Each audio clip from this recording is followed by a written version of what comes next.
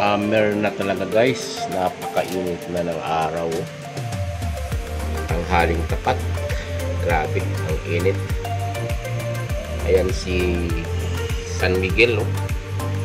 San Miguel building, oh. Dito sa Ortigas, oh. May helipad pa sa taas.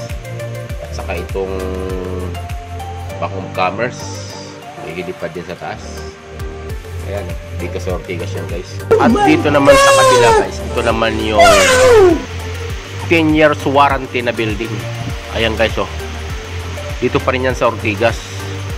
So ito yung bubong ng SM Mega Mall. So ayan guys. Dito yan sa Ortigas guys. Tapos ayan yung Concentrix.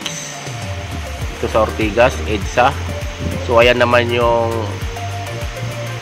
stainless steel na repulto dito sa may SM Mega Mall. So ito naman yung ano guys, yung EDSA. So ayan, dumadaan yung ating ano, uod. So ayun din yung isa na uod guys.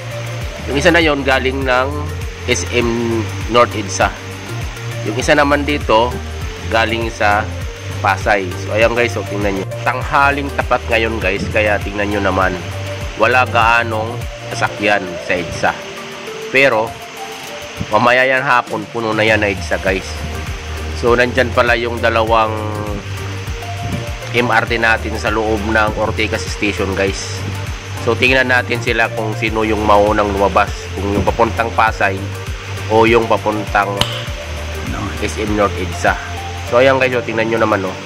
Medyo malawak pa yung pagitan ng ating mga sasakyan dyan. Kasi nga alas 12.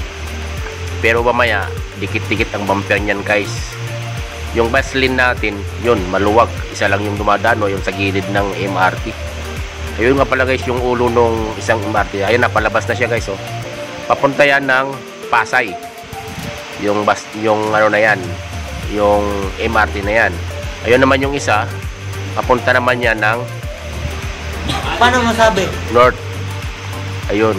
So nauna lumabas yung papuntang North. Ito namang papuntang Pasay. Pangalawa siyang lumabas doon sa Ortigas.